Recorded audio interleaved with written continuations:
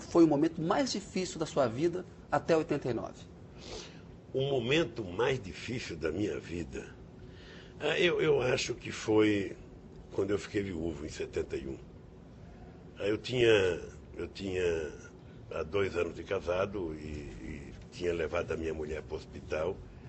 Ela estava de 7 meses e depois eu fui visitar ela e mandaram eu levar a roupa das crianças no dia seguinte. Então, naquele tempo, a gente não sabia se era homem ou se era mulher. Então, eu levei uma roupinha de menino, numa cestinha, e fui no domingo. Na melhor expectativa do mundo. Até achei né? que eu ia voltar com a minha mulher para casa. Aí, quando ela falou, olha, tua mulher morreu e a criança morreu. Baque, né? Essas coisas, né, presidente, elas são muito difíceis. A gente perder os entes queridos. Perdi meu pai há pouco tempo também, há 2 anos até hoje dói. Enfim, perder na situação é pior ainda. Não tem nem muito o que falar. Não, mas aí foram 3 anos de muito... E eu comecei a ficar um cara chato, ficava lembrando e me sentia vítima da humanidade. Bem... Como é que deu a volta por cima ali? Foi Eu dei a volta por cima porque... trabalho, em se algum jogou em momento, alguma... eu ia no cemitério todo domingo. Eu ia todo santo domingo, durante 3 anos eu ia no cemitério levar flores. Chegou um dia que eu falei, peraí, pô. A vida continua, né? Aí depois apareceu a Marida na minha vida. Aí a Marida também era viúva, ela tinha perdido o marido de forma mais trágica do que eu. Porque a Marida acho que tinha 3 ou 6 meses de casada quando assassinaram o marido dela. E ela ficou grávida do Marcos.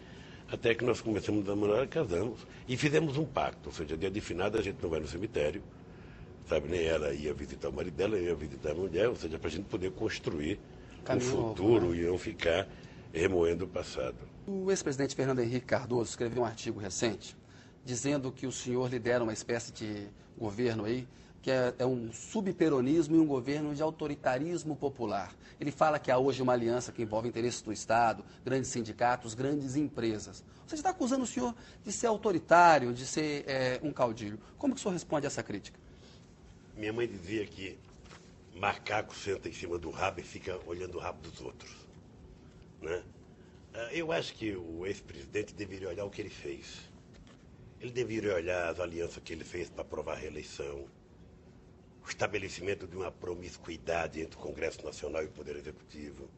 Deveria olhar o processo de privatização que ele fez e não ficar julgando. Agora, veja, eu também... Mas não é parecido com o que o senhor fez? A relação com o Congresso não é parecida? Eu também não fico preocupado com as críticas do ex-presidente, porque eu sinto um poço de mágoa. Eu, às vezes, sinto que ele não fala mais com a inteligência, ele fala muito mais com o estômago, com o fígado, ou seja... Então eu tenho coisa mais importante para fazer. O senhor e ele eram amigos, né? Tinha uma boa relação pessoal, sabe, né? Tentamos ser amigos muitas vezes, eu tomei a iniciativa de apoiá-lo, mas, bem, eu ainda considero que eu tenho amizade com ele, mas do ponto de vista político nós temos discordância. Sabe, ele não se conforma, ele e outras pessoas, de ver um peão chegar aqui e fazer mais do que ele.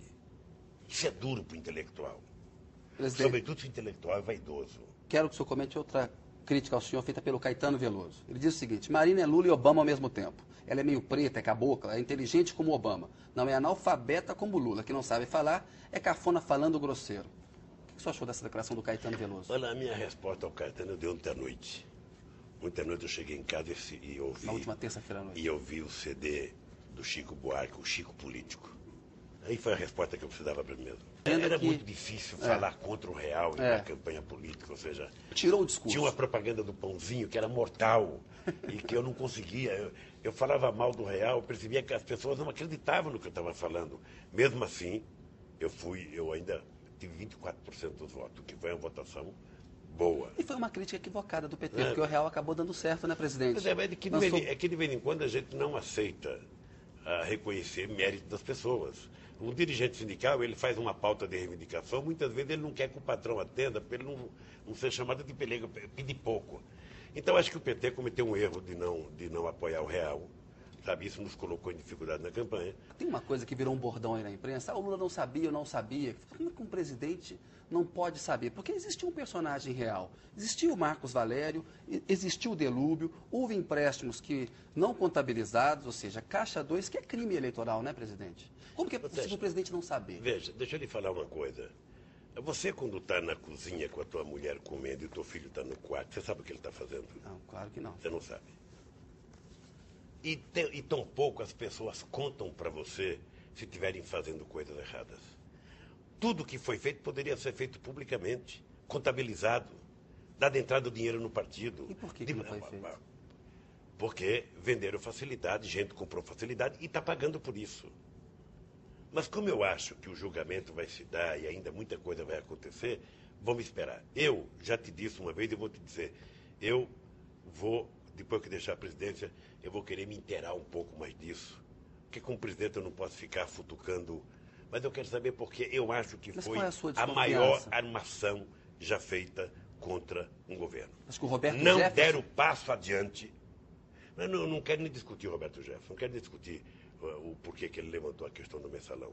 Sabe? Não quero nem discutir, porque quando eu não for presidente eu vou discutir isso com você com mais tranquilidade. Mas como presidente eu quero me guardar para não ficar utilizando o cargo de presidente para levantar minhas teses. Presidente, na época do mensalão o senhor recebeu propostas de desistir da reeleição, até de renunciar ao mandato? Não, pior é que eu acho que esse era um dos objetivos. Era de tentar... Enfraquecer politicamente? O Kennedy, pega a história do Juscelino.